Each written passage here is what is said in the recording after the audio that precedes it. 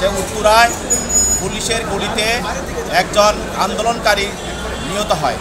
এই মামলা একটি হত্যা মামলা রুজু হয়। এই মামলা দায়ের করার সময় যিনি মামলাটা দায়ের করেছিলেন তিনি এই মামলার সঙ্গে এই আসামির সম্পৃক্ততা এবং জড়িত থাকার বিষয়টা নিশ্চিত হওয়ার পরে তাকে এজাহারভুক্ত আসামি করা হয়।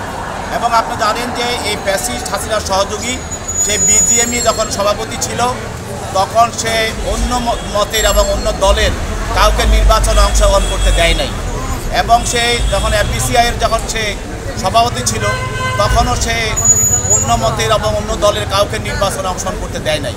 এবং তারা একটি ব্যবসায়ী নামে একটা ফ্যাসিস্টের সহযোগী এবং সে এবং উত্তরের আতিক এবং আরও যারা বিভিন্ন সময় ব্যবসার সঙ্গে জড়িত তারা একটি গোষ্ঠী একত্রিত হয়ে ফ্যাসিস্ট হাসিনাকে তারা বিভিন্নভাবে আর্থিকভাবে সহায়তা করেছে তার এই ফ্যাসিস্টিজমকে রক্ষা করার জন্য। তার মধ্যেই অন্যতম হলো এই একজন আজকের এই আসামি। আর গোড়ায় আসলে যখন বলে যে সে ইনোসেন্ট, সে কিছুই জানে না, তার মতো এত ভালো মানুষ আর হয় না, যা কিছু করে দেশের জন্য করেছে, হাসিনা তাকে জোর করে নিয়ে গেছে, এই ধরনের কথা তারা বলে। কিন্তু আসলে এইগুলি তো কথা না। আদালতে আসলে তাদের বক্তব্য একরকম আর আদালতের বাইরে গেলে আরেক রকম।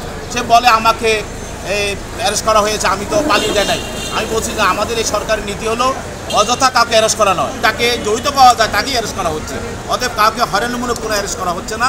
তাকে ভেবে চিনতে তদন্ত করে যদি ঘটনার সঙ্গে তার সম্পৃক্ততা পাওয়া যায় তাকেই কেবলমাত্র গ্রেপ্তার করা হচ্ছে। কে ফ্যাসিস্টের একজন অন্যতম সহযোগী, সাবেক বিজিএমের অবৈধ সভাপতি এবং এফবিসিসিআইয়ের অবৈধ সভাপতি এবং ঢাকা 10 আসনের সাবেক অবৈধ এমপি শফিউল ইসলাম মহিউদ্দিন আজকে তাকে তদন্তকারী কর্মকর্তা উত্তরা পশ্চিম থানার একটি হত্যা মামলায় সে এজাহারনামী আসামি তাকে আদালতে উপস্থাপন করে 10 দিনের রিমান্ড প্রার্থনা করে। এই মামলার বক্তব্য হলো যে গত 18/7/24 তারিখে যে উত্তরায় পুলিশের গুলিতে একজন আন্দোলনকারী নিহত হয়। এই মামলা একটি হত্যা মামলা রুজু হয়। এই মামলা দায়ের করার সময় যিনি মামলাটা দায়ের করেছিলেন তিনি এই মামলার সঙ্গে এই আসামির সম্পৃক্ততা এবং জড়িত থাকার বিষয়টা নিশ্চিত হওয়ার পরে তাকে এজাহারভুক্ত আসামি করা হয়।